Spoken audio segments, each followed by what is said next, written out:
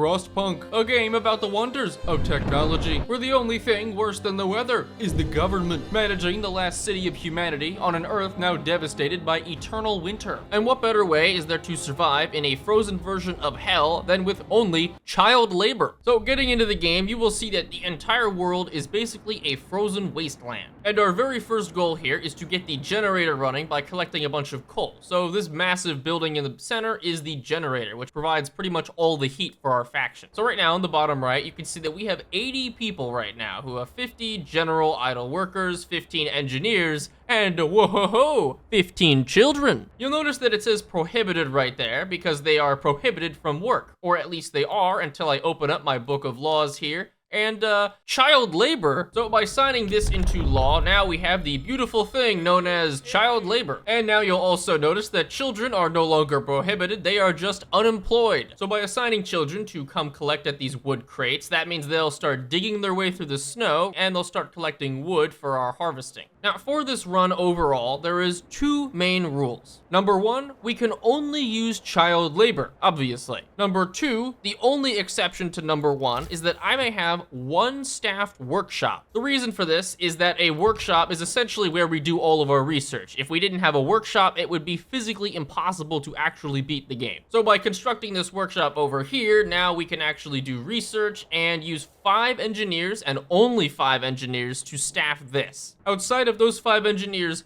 everyone else will be unemployed minus the children. So our first policy is to get a gathering post so our children can gather from all of these different deposits. We also researched faster gathering from our one workshop. So occasionally you'll see that little situations will pop up that we get to click on and people will have various complaints. Right now, people are unfairly complaining about the extreme poverty. And like the true politician I am, I won't address this right now. Or ever. Something very interesting about the priorities of housing is that when we go into them, you'll see that the only people inhabiting these houses are children and engineers. What's important about this is that children are prioritized in housing and we want everybody else as homeless as possible, strangely, because we want them to die. Because in the bottom right, as you can see, we have 50 idle workers, 10 idle agent engineers, and all of our children are working. The more of these 50 that die and are sent away, the less food we need. So in terms of our book of laws, the next law we're gonna go sign is a pretty good one that is universally accepted, and that is 24-hour shifts. It'll also increase our discontent, and 15 people just died. Yeah, people froze to death. We mustn't let this happen again. It's gonna happen again. I'm also gonna start researching beacons in our technology tree because beacons will allow us to explore the wasteland all the ways out here, get more people, and do a bunch of other fun stuff. Child injured at work. I'm pretty sure these children are just lifting planks. What exactly did you do? So excuse me if I give this kid a day off because I need to raise my hope. If our hope gets to 0, we lose. If our people starve, we lose. If too many people die, we lose. If the generator explodes, we lose. Ignore that last one. And if our discontent gets too high, we also lose. Basically, there's a lot of ways to lose. And the only way we win is by surviving all the ways until the end of this, which you'll see happens later. Or maybe you won't if I die. And now that we have a beacon research, we can go into our tech and go ahead and build one right over here. And with the beacon constructed, now we get to watch this beautiful cutscene of us blowing up our CCP spy balloon. It also presents us now with this menu, which is the entire area around us. Over here, we can use 5 workers and 40 wood to create a group of scouts, and we will send them immediately over here to the Lost Expedition. It also seems like a good time to get some ways to bury our dead. Not the cemetery here, I mean the snow pits. All right, and the benefit of building a snow pit, which is literally just a hole that we dug in the ground, is that it's totally free. Besides all the dead people we put in it. You can also see in the bottom that we now have 10 sick people, and that number seems to be increasing somewhat because we cannot actually build any medical facilities because medical posts cost engineers. Engineers that can't work. Also, 10 people just died, and okay, now we have no hope. Sir, people are openly talking about overthrowing you, no hope, yada yada. You have 2 days to raise hope. So if we could raise our hope to 15%, which is a pretty hard ask, maybe we won't die. As a good start, we could let this one kid have a day off. We're gonna work you 24 hours later. And our scouts have also reached the Lost Expedition, which has a bunch of survivors we can escort to the city, including 4 more employees. Now that we've built a cookhouse, we can also turn all of this raw food into food rations, which will hopefully raise our hope ever so slightly. And we can also see all the people that our scouts just brought in. Oh yeah, you see that? That's a worker. All right, now that we have heaters, we can actually put heaters in our various workplaces to heat them up a little bit. Naturally, the only way to keep people happy is to sign radical treatment into law, which will slightly rise hope and also create a lot of amputees. It's also very important we start getting these kids back in the mines, so emergency shift here, and you know what? Oh wait, this actually has no resources left. Naturally, the only solution to that is to another 24-hour shift. You know, people are kind of unhappy. Right now, our #1 priority is watching people die and hopefully providing just enough houses for everyone to live so that not everyone hates me. Oh my God, we did it. Like the politician we are, we fulfilled a single promise, and I don't know if it's gonna help us. We've only got 20 hours left before they boot us out of the colony. And if we check in our nifty book of laws, hopefully there's something we can get. And we'll start with a fighting arena because all those unemployed people need to duke it out in the homeless knife fight somewhere. Double rations for kids. If I say no, we will definitely lose. If I say yes, hope will rise. This is going to have very long-lasting impacts and is probably going to be very bad, but I definitely need to do this. So post-recording me here, I didn't realize this until far later. Taking the double rations for children actually prevents them from getting injured at all at work, unless they're working in unsafe jobs. They can still get crushed by giant mining drills. If we could get hope up just a tiny amount, then maybe, oh my God, we did it. Also, luckily, it seems like our scouts have come back with 138 wood and 47 more raw food. These people are really much putting the entire camp on their backs right now. Speaking of putting the entire camp on their backs, welcome to your newest 24-hour shift, children. Discontent is getting pretty high, but discontent is the thing that we can easily manipulate. Hope is the one that's much more difficult. So as long as hope is relatively okay, that's what's important. Oh no, a child died. Children kicking the bucket is not exactly great because we are losing so many labor. 3 children now.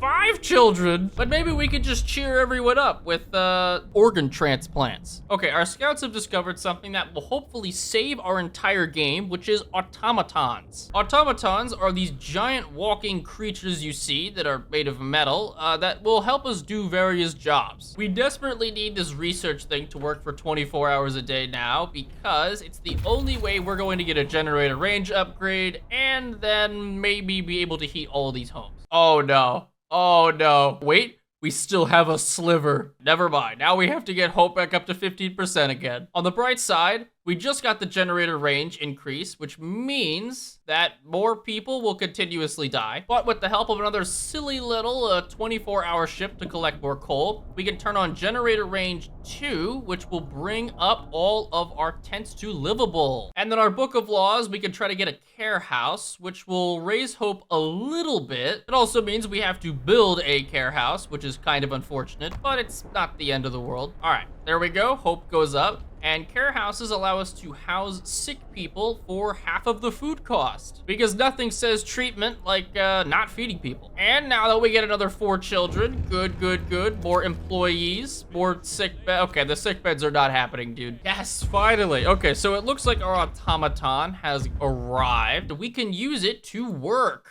Now, it doesn't count as a child engineer or worker. It's kind of like its own thing because it's just a machine. But the thing about an automaton is that it will work 24 hours a day at a slightly reduced efficiency. It also looks like it's about to abduct or enforce an authoritarian regime. I'm okay with either of those. The automaton also isn't really affected by the cold, so we can use it to gather pretty much anywhere in any temperature and it still won't die. Oh, hey, some survivors who are beset by a bunch of polar bears. Well, you know, we're gonna risk attacking the bears because if our people die, it actually doesn't matter. They died. And as sad as it seems that our people died, I am now going to immediately go back to this beacon and just create another group of scouts because I don't care. And now that we've researched hothouses, that is another thing that is going to be absolutely crucial to us not dying, because hothouses are one of the best ways to grow food. They also require steam cores, and steam cores are things that we cannot achieve or cannot obtain in any way except for scavenging. Luckily, children are able to work in hothouses at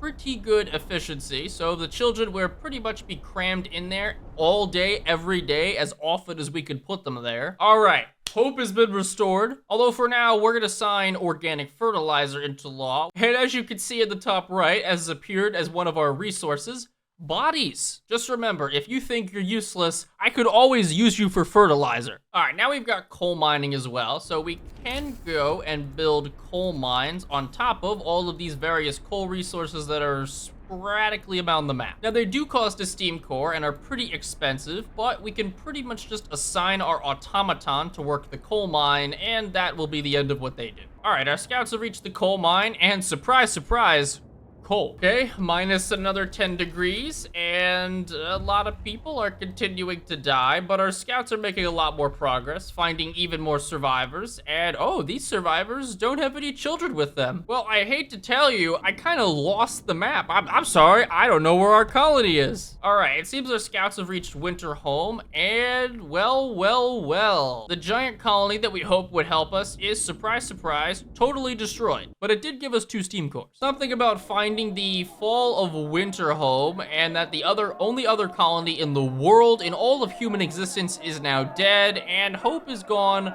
pretty dang low. And this is where we unlock the greatest thing ever known to man: authoritarianism. On the left side, we have order and discipline, and we could sign that into law, which is, you know, becoming a dictator. But instead, we're gonna go with the right side, which is faith and spiritual strength, which on the other hand, is also becoming a dictator. By signing this into law, now we get access to a whole bunch of other laws. So if we go back, we can see we have adaptation, which is our basic laws right here. And then we also have purpose, which is our more spiritual laws. The first thing we'll get is a house of prayer, which will allow us to indoctrinate. Looks like we have the same issue that we had before, which was nobody likes us. We're also now greeted with a new event called the Londoners. Some people want to go back to London. Spoiler, London doesn't exist. Sadly, these deluded people who think the UK is a real place want to go back, and we have 14 days to kind of quell them. Okay, thank God. Now that we have a house of prayer, we can hit the people with a sermon. That'll allow us to rise all hope ever so slightly, almost enough for us to not, well, die. And even more fortunately, now I have enough food rations to hit my children with a 24-hour shift in the hothouse. Those kids have had it too good for too long. Oh, look, the refugee from Winterhome. Something about an army captain trying to impose order using force.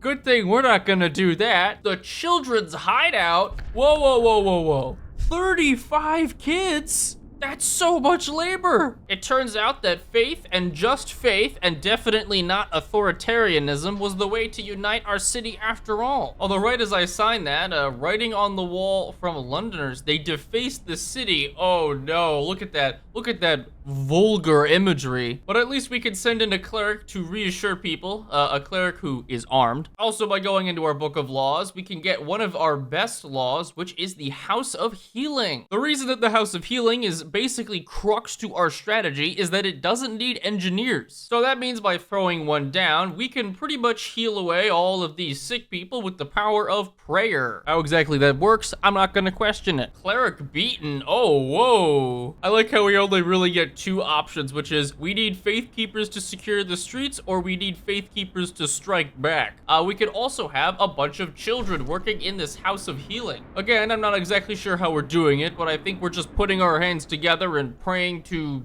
me? All right, now with lots and lots of people dying, it's a great opportunity to send 10 people out of our colony to go create an outpost. And most importantly, we're gonna throw them in this coal mine and they will live there for the rest of their lives. You know, all these people are giving us such wholesome messages, despite the fact in 20 hours I am going to sign into law armed guards. But much more importantly, it seems like our outpost team is about to get over to the coal mine. There we go. Now we can go ahead and build an outpost here, and that is gonna send 800 cold to our city every day. All right, and we can sign another law into passage. So we are gonna get, most importantly, now our faith keepers, who are just devoted believers, general people, average everyday citizens. So now by signing that into law, we can come around and build a faith keeper post, which should hopefully help us out. Okay, you know what? I didn't actually think about this, but faith keepers do require adults to be jobbed, and we can't do that. All right, what I will do is I'll just add one worker onto it to get rid of the notification and then just remove it so we don't have any faith keepers. Food theft, send the faith keepers to catch them. Faith keepers succeeded in the top left. I think the game is very, very confused, but I'll take it. So we caught someone stealing supplies. You know, we could make them repent as we did. No, we're banishing him. Man, maybe the Londoners are the bad guys after all. Of course, that's coming from me, who is, you know, only employing children in the mines. Oh my God, I just realized that I think the purpose tree has changed.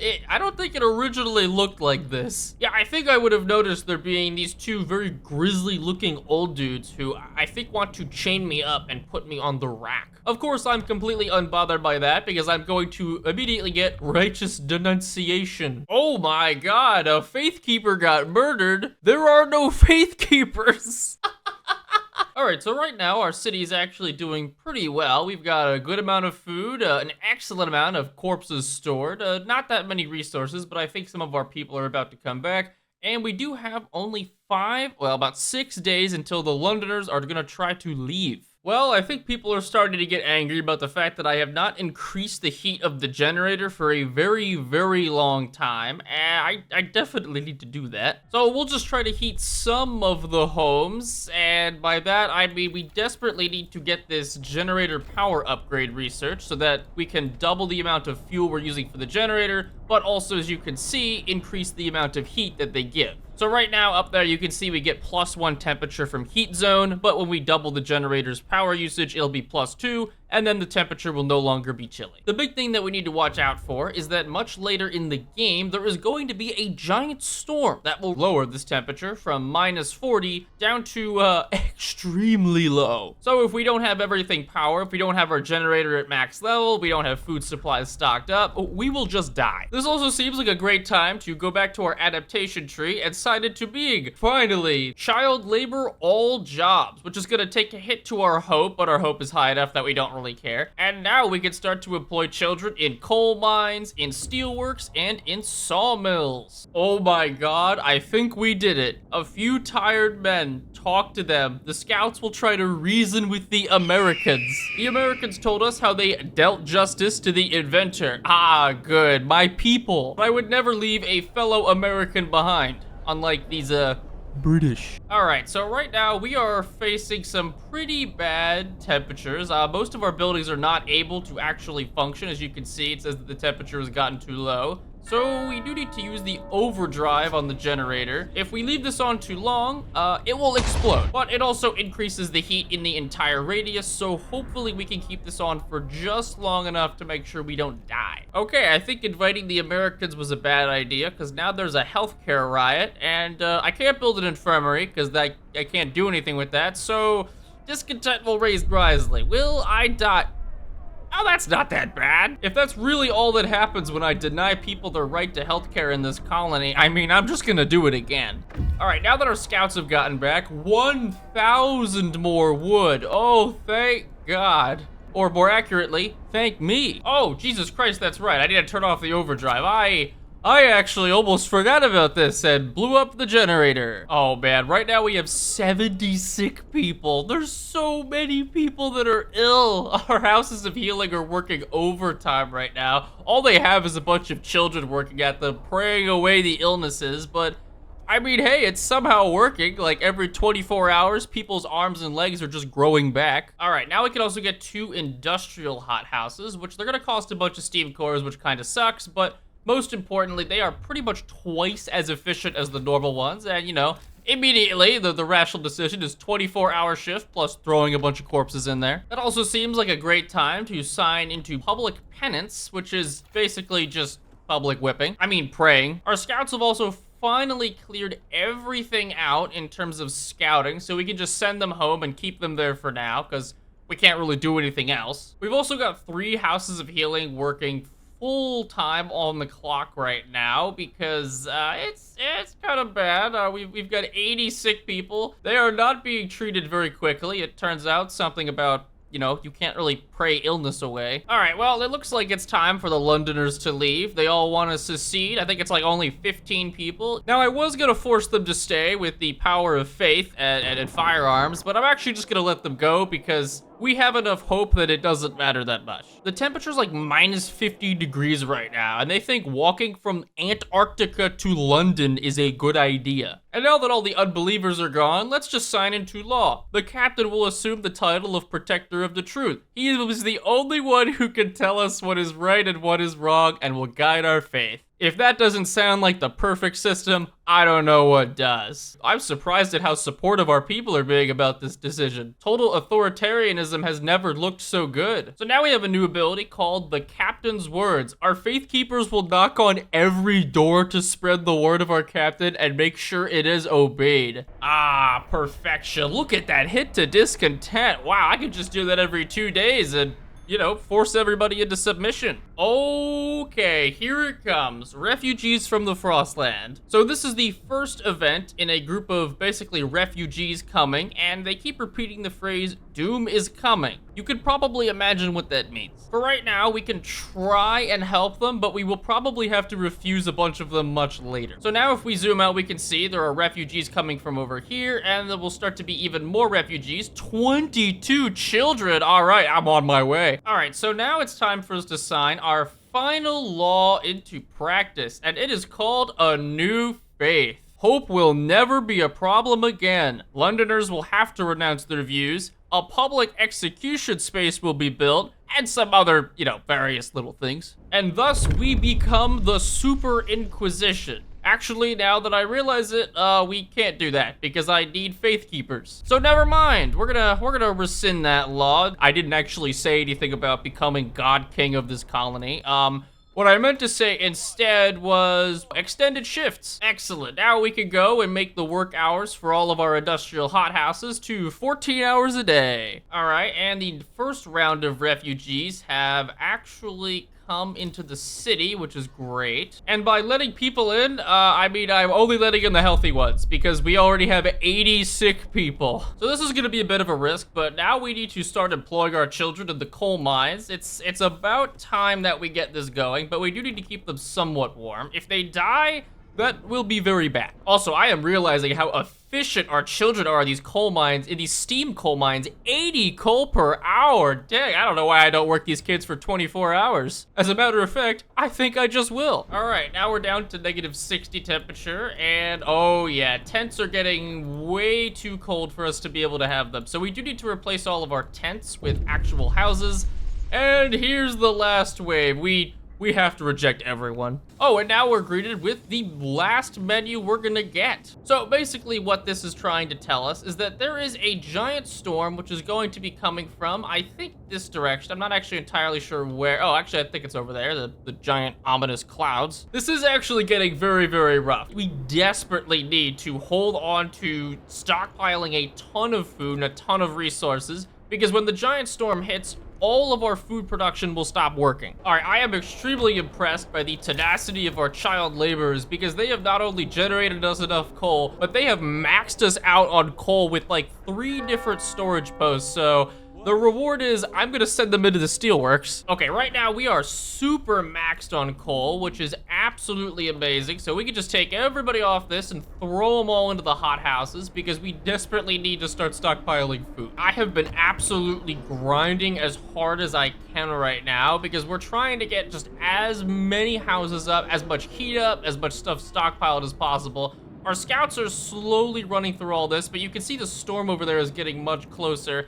And you know, this would get a lot easier if I wasn't only employing children in the mines. Although I will say, these children are absolute tanks. I mean, they're putting the entire colony of 399 people on their backs right now. So as you can see, we're upgrading pretty much all of our tents into houses right now, and houses just have much higher base heating than all the tents. And if we can get everything turned into a house, and get one of the later game technologies that increases the heating of houses by another level, we should be somewhat okay. Of course, that's only in terms of heating, and even then, we still need to keep the coal generator running, and we need to store up enough food. All right, and we've just gotten steam level 4 as well, which will give us +4 temperature in all of our zones. So now these houses are +4 comfortable temperature, and most of our other buildings are finally able to function. All right, finally, we're gonna start researching this stereoscopic lens because I believe we do need it in order to actually not die, but the storm is rapidly approaching. It's already frozen over the icebound dreadnought, and I'm hoping that our scouts don't get caught and die. All right, unfortunately, at this point, I need to run down 4 whole emergency shifts. You can see my discontent went from 0 all the ways up into the stratosphere because we do not have enough food prepared right now to not die. All right, now we have stereoscopic lenses, which is going to let us gauge the severity of the storm.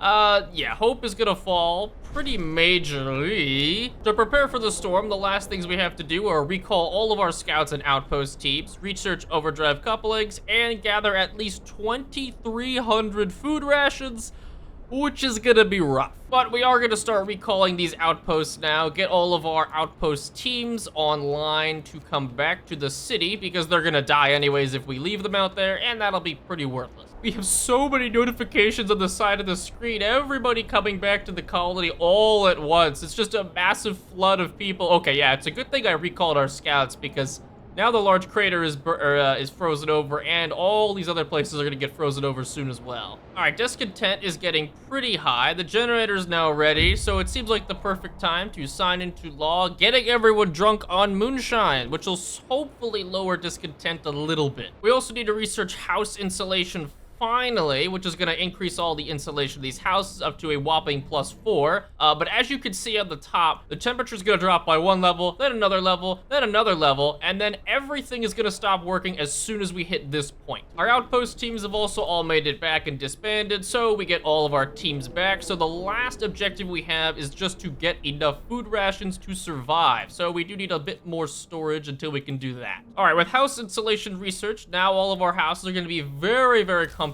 in terms of temperature, but of course it's gonna start falling soon, so that won't matter. Our generator is also looking super thick right now. I mean, that is a hot generator. We've also only got 5 sick people. We've gotten pretty much everybody treated in terms of illnesses, so now we can redirect all of our laborers, well, all of our child laborers, to cooking meals and trying to get that food ration to its maximum. People are also now starting to fight over supplies, which is hardly surprising considering we don't have a lot of those. And we also only have 2 days until the storm really hits in full force, and then things start to get really bad. I mean, even the timeline is frozen. And speaking of those supplies, now people are storming in, trying to get 960 wood for everybody. I don't even think I have a single wood production building. So hopefully this doesn't just make us lose the game. Ouch, my soul. It's a good thing we still have this Captain's Words ability because this thing is destroying our discontent, and now our preparations are done as well. So we've got pretty much everything we could possibly get. You can see hope rises a little because of that. And we just have, I think, about 1.5 days until hell. Or, you know, the frozen version. All right, so something I am gonna do is as soon as the temperature drops down to this level, all of our hot houses are gonna freeze over and they're gonna stop working. So I'm going to dismantle all of them to get back the steam cores and then invest the steam cores back into our coal mines. Okay, it looks like this is pretty much it. I'm gonna take everybody out of a lot of our different jobs because they're just more likely to get injured if these jobs are too cold. I'll get rid of the hot houses right now because we're pretty much done in terms of food production. The only thing we have left is just 1 more day, and there's no reason to really have these around. We could upgrade some of our sawmills to be more steam-based, but besides that, it's here. Somehow, some way, we have made it this far. -90 degrees, and the storm has finally hit the city. The cold will be brutal, hunting is impossible, not like we were doing that anyway. The soil in the hot houses will freeze, so we can only do with the food we have immediately. And the only thing left for us to do is, well, survive. Now, the storm lasts about a week, but as you can see, the temperature is just going to keep dropping every 24 hours, which is brutal because it is already negative 90 degrees Celsius. Now, I don't know how cold that is in real life. As a matter of fact, I'm not even sure that's even possible in real life, but Delta, figure out how cold is negative 90 degrees Celsius? That cold. I'm actually pretty amazed that we have not a single sick person right now. We have 2 okay, well, I spoke too soon, and now it is down to minus 100 degrees Celsius. I think our people are just breathing in like pure liquid nitrogen at this point. Even my workshop isn't able to function. We can't even do any more research because it's too cold. And now the coal mines are going to freeze over unless we send in 10 volunteers to sacrifice themselves. And because those 10 volunteers are never children, in you go. 30 of our people just died. I thought it said 10 volunteers. I've pretty much pulled everyone out of all of the different outside places of work except for the coal mines because these are the only things we need to keep running. As long as the coal mines are running, we won't die. And we have to send even more people to the coal mines now because if we abandon the lower levels, the coal mines are just gonna stop producing just about anything. We only have coal for 2 days, actually. Okay, there's another 15 people dead. But these field kitchens are actually kind of carrying us right now because as long as we can put some of our 80 children in them, they are keeping the advanced coal mines at least a little bit heated. Okay, and now we're down another 10 degrees, which has depowered most of our places. Our field kitchens are now, the things that are supposed to make it warmer for everyone around them, are now too cold to function. Luckily, at the cost of 45 people, the mines are actually operational, so we aren't gonna lose control of our coal supply just yet. We've also now got 52 sick people. Oh, geez. And our healing houses. Okay, this is the research we needed to not die. +1 heat level for all of our houses of healing is going to barely keep them operational because otherwise they're just gonna be too cold to function and even heal our citizens. But we have halved our food supplies, so that is probably not very good. Please, generator, please don't explode. That is the only way that this could go wrong. We have 94 sick people because it's just so cold. All right, at this point, it is so cold that every single building is now frozen, so we have to whip our generator into overdrive to not freeze. I don't know how long it can last in overdrive, but the moment it runs out, we may be dead. All right, and here it is, the final event, the darkness before dawn. In just a little bit, the temperature is going to decrease, but not just by a little, by a whopping 30 degrees down to negative 150 Celsius. So at this point, we need everybody to be pulled back as close as they can into their houses. These are the only places that are still warm anymore. Everywhere else is freezing, and if the overdrive runs out, everyone's just gonna die. People now also refuse to work the coal mines. You wanna spend your final hours with your families? No, you're gonna spend your final hours shoveling coal. All right, the generator stress is at half right now. We are rapidly closing in on the overdrive. We just need to hold off a little bit longer up until this, and maybe we'll be okay. Okay, now panic is starting to spread, and people really don't want to work in the coal mines. Look, I'm gonna force you to work one way or another. At least people are ratting on their friends about hoarding food. I mean, hey, the method of execution is pretty easy at this point. All right, I'm gonna turn off the overdrive for just a little bit because we need this to go down a little. The temperature's about to drop drastically, and as much as now everyone is freezing, we need this to be not overdrive. All right, the temperature's about to drop into the negative 1 billion, so we're gonna need to turn the overdrive back on for just 24 more hours if it can hold. And we've got 44 sick people not being treated. All of our medical facilities are completely filled. Several duels are taking place in here. What are you people doing? It's negative 120 Celsius out. How are you even fighting? All right, we are T-minus like 1 hour until the temperature is going to crush all of our souls. And honestly, the only thing I can tell all of our people is good luck. I know for a fact that my office is probably right in here inside the generator, which would sound good for heating, but you know, the generator might explode, so there's that too. And now everybody has stopped working because I think they realized the futility of doing that. Only medical facilities are still functioning.